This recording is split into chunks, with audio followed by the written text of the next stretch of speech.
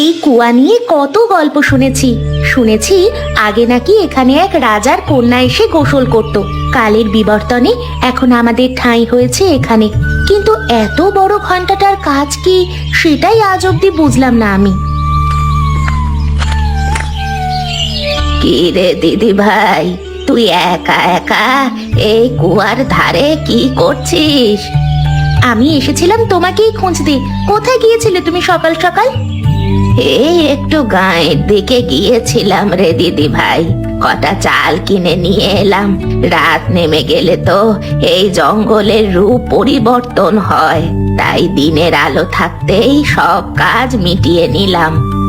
সত্যি এক আশ্চর্য বিষয় না দাদি, আমরা দুজন মেয়ে মানুষ এই জঙ্গলের মাঝে টিকে গেলাম। আমাদের সাথে আছে বিধাতার আশীর্বাদ, সেই জন্যই তো কোনো বিপদ আমাদের ছুঁতে পারে না। আচ্ছা দাদি, এই ঘন্টাটা কিসের জন্য রাখা হয়েছে এখানে? এটা রাখা হয়েছে যদি কখনো জঙ্গলে কোনো বিপত্তি দেখা দেয়, তবে এই ঘন্টা বাজালে সকল গ্রামবাসী ছুটে আসবে আর সবাই সতর্ক হয়ে যাবে। ওহো, তাই বলো। আমি আরো ভেবে মরছি এই ঘন্টাটার কাজ কি তাই নিয়ে। এত ভাবতে হবে না, আকাশের অবস্থা ভালো নয়, যে কোনো সময় বৃষ্টি শুরু হতে পারে। এই বর্ষাকালে সারা দিন বৃষ্টি হয়। চল আমাদের বাকি কাজগুলো সেরে ফেলি।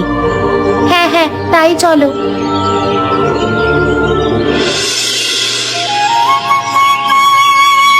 আজ তুমি অফিসে যাবে না?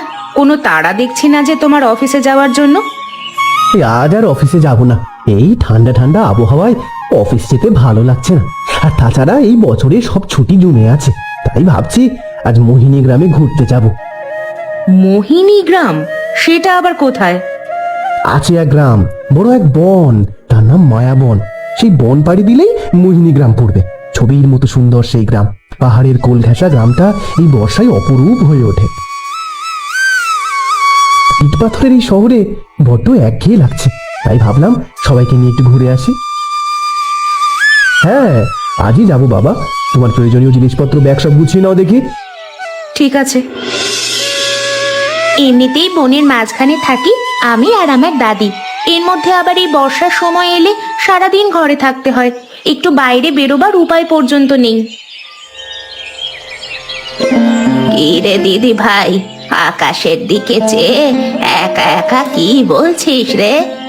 কি আর বলবো দাদি, একে তো থাকি জঙ্গলের মাঝে একা একা, তার উপরে এই বৃষ্টি বাদলের দিনে কোথাও বেরোতে পারি না। কোথায় আর যাবি, আমাদের তো নিজের কোনো জায়গা নেই রে দিদি ভাই। সেই জন্যই তো এই জায়গাটা পড়েছিল বলে আমাদের বসবাসের উপযোগী করলাম। নিজস্ব থাকার জায়গা নেই বলে আজ এই জঙ্গলের মাঝে থাকতে হয়, তার উপর আকাশে মেঘ দেখলে আমার একটুও মন ভালো লাগে না। কথায় আছে, আকাশে মেঘ দেখে কেউ করিস নে ভয়, আড়ালে যে তার সূর্য হাসে। অন্ধকারের পরেই তো আলোর দেখা পাবি। প্রকৃতির এই লীলা খেলা চলবে 12 মাসই। রাতের জন্য তো রান্না করা হলো না, বৃষ্টি নামার আগে রান্না সেরে ফেলতে হবে, না হলে বৃষ্টি শুরু হলে রান্নাঘর থেকে ঘর, আবার ঘর থেকে রান্নাঘর যেতে গেলে ভিজে মরতে হবে। সেই ভালো, যা রান্না চাপিয়ে দে দেখি দিদি ভাই। চলো না বাবা, আমরা গরুর গাড়ি করে গ্রামে যাই। আমি কখনো গরুর গাড়িতে চড়িনি, আজকে আমাকে গরুর গাড়ি করে নিয়ে চলো না। শুনেছি অনেক দূরের পথ, এর মধ্যে আবার গরুর গাড়ি করে গেলে তো অনেকটা সময় লেগে যাবে। এদিকে আকাশের অবস্থা বেশি ভালো দেখছি না, যখন তখন বৃষ্টি নামতে পারে।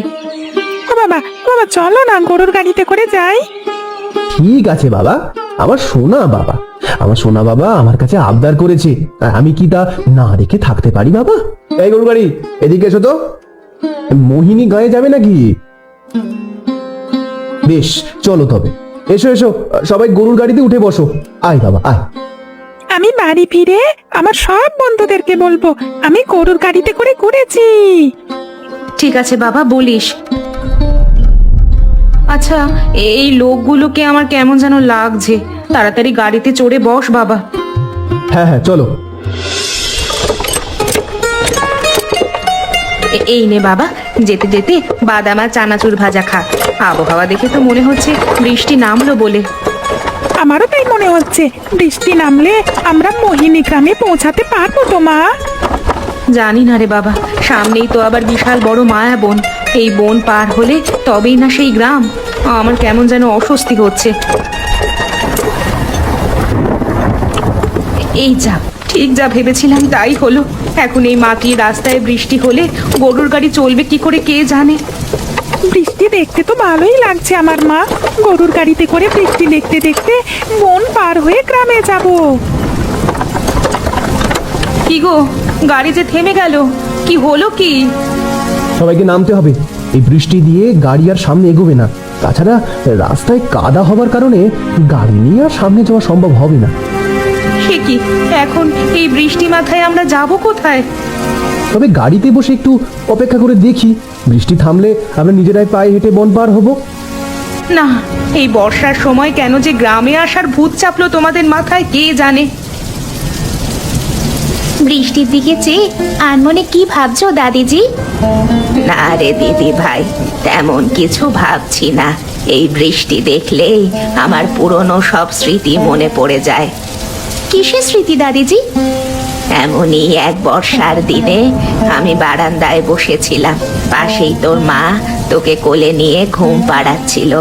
হঠাৎই খবর এলো মাছ ধরতে গিয়ে তোর দাদু আর তোর বাবা পানিতে ডুবে মরেছে। তোর মা তা সইতে না পেরে সেখানেই মারা গেল। থাক দাদিজি, সেসব কথা ভেবে আর কষ্ট পেও না, আমি তো আছি তোমার জন্য। হ্যাঁ রে দিদি ভাই, এখন তো তুই আমার সব। সেদিনের সেই ঘটনাটার পরে তোর দাদুর ভাই আমাদের জমি জমা সব কেড়ে নিয়ে বাড়ি ছাড়া করেছিল আমাদের। তাতে কি, আমাদের বাড়িঘর সম্পদ দিয়ে কি হবে দাদি? আমরা এখানে দিব্যি অনেক সুখেই আছি। এই শীত, গ্রীষ্ম, বর্ষা সবই আরো উপভোগ করছি এখানেই। আমি তোকে একটা ভালো জীবন দিতে পারলাম না, এটাই আমার আফসোস রে দিদি ভাই। আফসোস করলে কি কোনো কিছু ফিরে আসবে বলো তো? তার থেকে আমরা এখানে অনেক সুখে দিন কাটাচ্ছি। সারা বনে কেবল আমাদের রাজত্ব চলে। শুধু আমাদের রাজত্ব চলে না রে দিদি ভাই, এই মায়া বনে একদল ডাকাত আছে। ওরাই এই বনে রাজত্ব করে। একলা অপরিচিত মানুষ পেলেই ডাকাতি করে। তাহলে তো আমাদের সাবধানে থাকতে হবে সব সময়। হ্যাঁ রে দিদি ভাই, সব সময় আমাদের উপস্থিত বুদ্ধি কাজে লাগাতে হবে, আর সেই সাথে সব সময় প্রস্তুত থাকতে হবে। তোর হাতের বানানো চায়ে তোর মায়ের হাতে স্বাদ লেগে আছে রে দিদি ভাই। তোর মাও ঠিক এমনটাই স্বাদের চা বানাতো। তুমি তো বলো আমি নাকি আমার মায়ের সব গুণ পেয়েছি। হ্যাঁ রে দিদি ভাই, তোর মা রূপে লক্ষ্মী তেমনি গুণবতী ছিল, আর বুদ্ধিতে তাকে মাত দেবে এমন কেউ ছিল না। 10 গাঁ খুঁজে এমন বউ পাওয়া ভাগ্যের ব্যাপার। কিন্তু বিধাতা সেই সুখ আমাদের কপালে রাখলেন না। থাক দিদি ভাই, দুঃখ করিস না। কপালে বিধাতা যা রেখেছেন তা হবেই আমাদের। বাড়িতে কেউ আছেন? কেউ বাড়িতে আছেন? বড্ড বিপদে পড়েছি, আমাদেরকে একটু আশ্রয় দিন। ও কি বাবা, বউ ছেলে নিয়ে ভিজছো যে, ঠান্ডা লেগে যাবে তো, বারান্দায় উঠে এসো। দিদি ভাই, তাড়াতাড়ি ঘর থেকে একটা গামছা এনে দে, আর ওদের কিছু গরম কাপড় দে। এই বৃষ্টিতে এভাবে কেউ ভেজে নাকি? আর বলবেন না মাঝি, আমরা মায়াবন পার হয়ে মোহিনী গ্রামে যেতে চেয়েছিলাম ঘুরতে, তা পথমধ্যেই বৃষ্টির জন্য আটকে পড়লাম। সে বুঝেছি, আগে সবাই জামা কাপড় পাল্টে নাও দেখি। আর তোমার ছেলেটা যে শীতে কাঁপছে, ওর মাথাটা আগে মুছে দাও। উফ, এখানে এসে যেন স্বস্তির নিঃশ্বাস ছাড়লাম, না হলে পথে তো কয়েকজন লোক আমাদের পিছু নিয়েছিল। এই বন বড় রহস্যময় বাবা। যাও, সবাই ঘরে গিয়ে জামা পাল্টে এসো আগে। আপনারা আসুন আমার সঙ্গে। আমরা এখানে দাদি নাতনি থাকি, আমাদের আর কেউ নেই আপন বলতে। দুজনের টানাটানির সংসার। তাছাড়া এই বর্ষার মধ্যে তোমাদের জন্য বেশি কিছু জোগাড় করতে পারিনি বাবা। সে কি বলছেন মাঝি? আপনি যে আমাদের এই বিপদের দিনে আশ্রয় দিয়েছেন, আমাদের খেতে দিচ্ছেন, সেটাই তো অনেক। আপনি না আশ্রয় দিলে এই বর্ষার দিনে জঙ্গলে কোথায় যেতাম আমরা? আমরা তো কিচ্ছু চিনিও না সেভাবে। আমি থাকতে কারো কোনো বিপদ হোক সেটা আমি কখনোই হতে দেব না। আমি বুড়ো মানুষ, এখন আর রান্না বান্না করতে পারি না দাদু ভাই। রান্না বান্না সব এখন আমার এই দিদি ভাই করে। এখানে আছে পনিরের তরকারি আর মাছের তরকারি। কতদিন বাদে আজ আমার বাড়িতে প্রাণ এসেছে মনে হচ্ছে। আগে তো কেবল আমরা দুজনে থেকেছি। সত্যি তো, এই ঘন জঙ্গলের মধ্যে আপনারা একা থাকেন কেন? আমাদের আসল বাড়ি ওই মোহিনী গ্রামে। আমার লোকটা মারা যাওয়ার পরে আমার জেঠজি আমাকে আর আমার নাতনিটাকে বাড়ি ছাড়া করেছে আমাদের সম্পদের লোভে। থাক সেসব কথা, খাবার যে ঠান্ডা হয়ে যাচ্ছে, সবাই খাওয়া শুরু করুন। তাহলে ছোটবেলায় শকুন্তলা দিদি অমন ভয় পেতে বুঝি? বাইরে এমন জঙ্গলে থাকতে কার না ভয় করবে বলো তো? সত্যিই তো, আমি নিজেই এখনো ভয় পাচ্ছি, আর ও তো তখন ছোট্ট ছিল। কি করে যে থেকেছো তোমরা এখানে? ঘরের পেছনে একটা কুয়া আর একটা বড় ঘন্টা দেখলাম, এগুলো কি কাজে ব্যবহার হয় মাঝি? এগুলো আমাদের আত্মরক্ষার জন্য। কোনো বিপদ পড়লে বা জঙ্গলে কোনো অঘটন ঘটলে ওই ঘন্টা বাজালে সবাই ছুটে আসবে।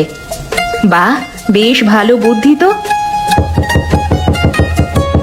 তোমরা বসো, আমি দেখছি। মাইজি, বড্ড বিপদে পড়ে এসেছি। রাতটা আমাদের একটু আশ্রয় দেবেন? আমরা মোহিনী গ্রামে যাব বলে বেরিয়েছিলাম, কিন্তু এই বর্ষায় আটকে গেলাম। আজকে এই শহর থেকে একটা পরিবার ওই মোহিনী গ্রামে যাওয়ার পথে আটকে গিয়ে এখানেই আশ্রয় নিয়েছে। তোমরাও এসো তবে। বড্ড উপকার করলেন মাইজি, বড্ড উপকার করলেন। এ কি, এরা কারা? এই লোকগুলোই তো আমাদের আসার পথে আমাদের পিছু নিয়েছিল। আসলে আপনাদের কোথাও একটা ভুল হচ্ছে, আমরা কোনো খারাপ মতলবে আপনাদের পিছু নিইনি। আমরা এই গায়ে নতুন এসেছি তো, মা এমন পার হয়ে মোহিনী গ্রাম ঘুরে দেখার উদ্দেশ্য। আপনাদের দেখে মনে হলো আপনারা শহর থেকে ঘুরতে এসেছেন, তাই ভাবলাম আপনাদের পিছে পিছে আমরা এই গ্রামে ঢুকবো। আমরা তো এখানের কিছুই চিনি না। রাত তো অনেক হলো, এবারে সবাই ঘুমোতে যাওয়ার দরকার। আমাদের তো থাকার জায়গা কম, তোমরা ওই পাশে আশ্রয় নাও বাবা। ঠিক আছে মাঝি।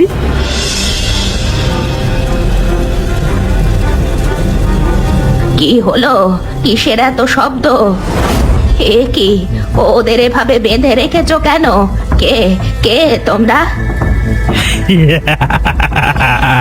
আরে আমরা হলাম গিয়ে এই মায়া বনের ডাকাত দল, আমরা এই বনের রাজা। ওস্তাদজি, ওরা আমাদের জায়গা নিয়ে নিজের বিপদ ডেকে এনেছে। এখন পালাবে কোথায় তোমরা? এই বুড়িকেও বেঁধে ফেলি, কি বলো ওস্তাদজি? না না, বুড়ি এমনিতেই শ্মশানে যাওয়ার বয়স হয়ে গেছে, বুড়ি আর আমাদের কি করবে? হ্যাঁ, আমি আগেই বলেছিলাম এই লোকগুলোকে আমার বেশি সুবিধার মনে হচ্ছে না। কেউ তখন আমার কথা পাত্তা দিলে না। সেই জন্যই তো এখন খেসারত দিতে হচ্ছে। চুপ, একদম চুপ। বেশি কথা বললে গলা থেকে মাথাটা একেবারে আলাদা করে দেবো এক কোপে। শহর থেকে এসেছিস, সাথে করে কি কি এনেছিস বল। যার কাছে যা যা সব দিয়ে দে, সোনা দানা সব চাই আমাদের, সব সব। শুধু কি তাই, ব্যাংক ব্যালেন্স যা আছে সব আমাদের নামে করে দিতে হবে। তোদের বাড়িতে খবর দিয়ে মুক্তিপণ আদায় করবো বে। আমাদের বাড়িতে আর কেউ নেই, আমরা সবাই মিলে তো ঘুরতে বেরিয়েছি। বেশ তো, কালকে সকাল হলে তোকে ছেড়ে দেব। শহরে ফিরে গিয়ে আমাদের জন্য 10 লক্ষ টাকা নিয়ে আসবি। এত টাকা আমি কোথায় পাবো? আমি তো সামান্য চাকরি করি একটা। চুপ থাক একদম, বেশি কথা বললে ফল কি হবে জানিস না?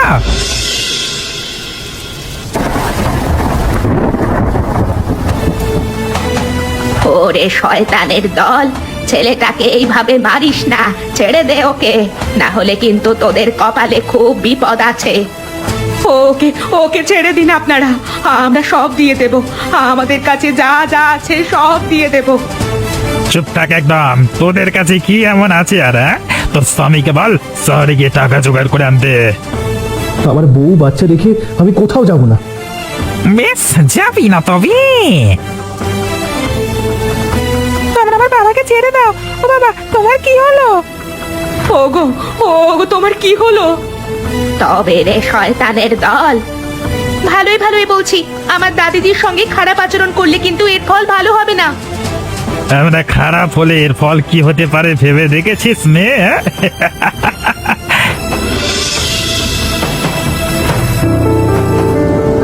না, এই মশা মাছির জ্বালায় তো আর থাকা যাচ্ছে না। এমনিতে বাইরে বৃষ্টি হচ্ছে, তার উপরে মশা মাছির জ্বালাতন। এই বুড়ি, কিছু একটা কর তাড়াতাড়ি, নাহলে এই মশার কামড়ে তো জ্বর এসে পড়বে আমাদের। এই আমি কিছু করতে পারবো না, তোরা তোদের কর্মের ফল নিশ্চয়ই পাবি। না, এই বুড়ি দেখছি মরবার পাখনা করে যেছে। হ্যাঁ ওস্তাদ, বুড়িকে এক ঘাটি শেষ করে দেবো নাকি? না না, এমনিতেই বুড়ি আর বেশি দিন বাঁচবে না, তার উপর মরা মেরে লাভ নেই। তাড়াতাড়ি কিছুটা কর বুড়ি, না হলে কিন্তু এবার তোর নাতনির কপালে দুঃখ আছে। খবরদার পাপীর দল, তাহলে তোদের আমার হাত থেকে কেউ বাঁচাতে পারবে না বলে দিলাম। আমার নাতনি একটা ধূপ বানাতে পারে, সেটা বানিয়ে ধোঁয়া দিলেই মশা মাছি সব চলে যাবে। বেশ তো, তাহলে তাই বানা দেখি মেয়ে। কি করে বানাবো শুনি? আমার হাত পা তো সব বেঁধে রেখেছেন আপনারা। বেশ, তবে খুলে দিচ্ছে, কোনো চালাকি নয় বলে দিলাম। দেখছিস তো একজনের কি হাল হয়েছে। বেশি চালাকি করলে সবার হাল এমনই হবে। শম্ভু ভাই, ওর বাঁধনটা খুলে দাও দেখি।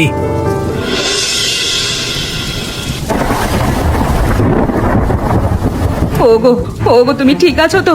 তোমার কিছু হয়নি তো? না না, তেমন কিছু হয়নি গিন্নি, কেবল মাথাটা একটু ঘুরে গিয়েছিল। এখন চলো চলো, আমরা বাড়ি চলে যাই। হে কি, একবারই খেয়ে তোমার সব স্মৃতিশক্তি লোপ পেল নাকি? সামনে যে ডাকাত দল বসে আছে সে খেয়াল আছে? এই স্মৃতি নিয়ে শহুরে বাবু নাকি চাকরি করে। হ্যাঁ,